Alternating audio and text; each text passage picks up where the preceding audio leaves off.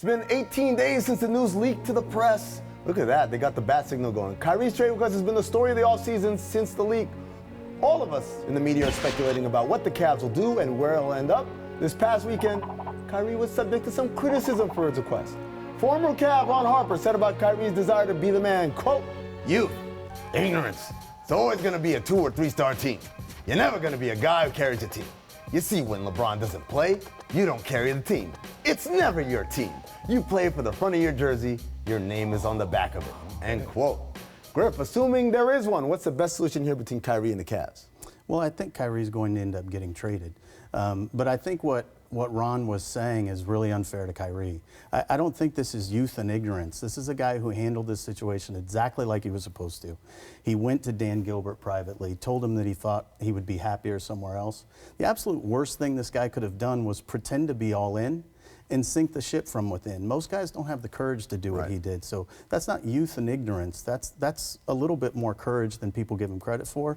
And this is a guy whose list included really good coaching situations. Brad Stevens and Popovich. This is the guy who recruited LeBron Hayward and a host of other free agents when he decided to sign and stay in Cleveland. And all of a sudden, LeBron came back. Right. So he was sold a totally different situation than he's actually in, and he worked very well in. He won a championship in, and I see this as him looking for a fit for himself now to take the next step in his career. Dave, let me ask you, do you think there's any chance that the season can start with him still on the roster?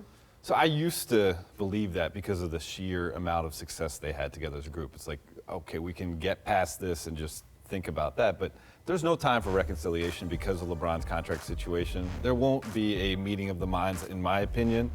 Now, LeBron's camp has led me to believe that LeBron is open to playing with Kyrie if it comes to that, but that could be just a situation where, say they make a trade with Minnesota and they want to get Jeff Teague back, the deal can happen until December 15th. For both sides, they should move on because the Cavs, probably any of the deals we've discussed, it gets them back to the NBA Finals. So if you can stay that level and you're not dealing with the cloud of discomfort that Kyrie has right now, both sides are better off. Well, in pursuing a championship, you're either all the way in or you're all the way out. There's no in between. So this is a situation where if they know they're going to be better off apart, they need to get there and get there as quickly as they can. So, Griff, when I asked you what's next for you, you talked about growth and fulfillment. Is this what Kyrie's searching for himself? Because people say, well, you're going to the finals every year.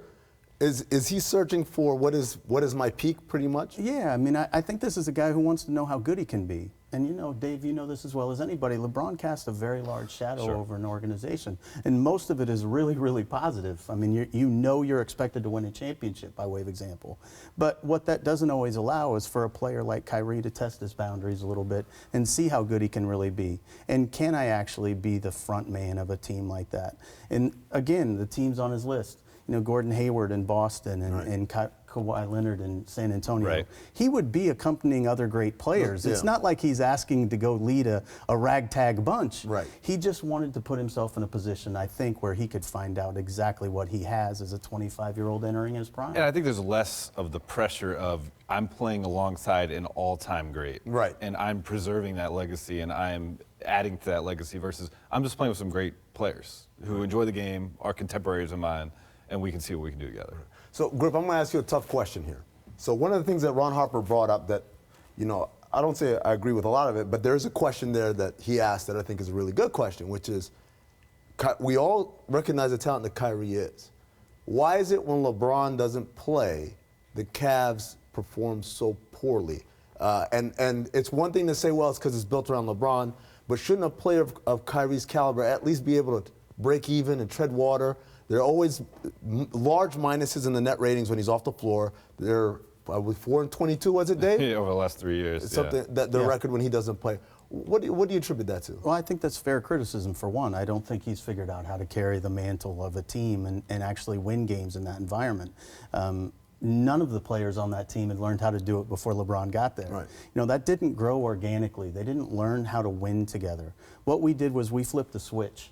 And it's very difficult to be all about one thing, have that thing be out of a game, by way of example, in the LeBron situation, and then all of a sudden know how to do it without him. I think everything was geared towards him to a degree, and not so much that he couldn't have carried the load. I think he probably didn't have enough expectation of himself to do it.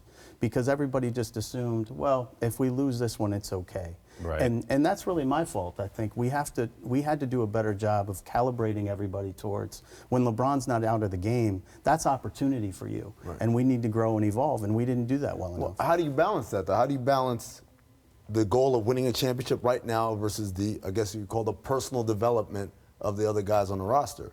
Well, I mean, I think, again, you can do those things if when LeBron's sitting out, you have a whole nother game plan. And what that is we're going to develop X, Y, Z tonight. This is an opportunity to get better at something specific. And again, I don't think I drove that very well, and I don't think we did that in a good enough way. At the same time, though, you prioritized what really mattered, which was health in the postseason. And there was the idea of built-in rest for not only LeBron, but Kyrie is also, being his injury history. So I take you off the hook a little bit there, because there was a clear vision being presented, and the shrapnel was, okay, we lose some regular season games. Sure, no, I mean, we knew we were going to rest people, and everybody knew that there was going to be a game plan, but what we were doing during that period of time probably could have been more clearly enunciated, and I think we could have gotten more out All of right, that. one more answer for both you guys. Early August, where does he land? Minnesota, I think, would be the best deal the Cavs could get if they get Wiggins. I don't No, know. look at this guy. Oh, we got to break him of those front office habits.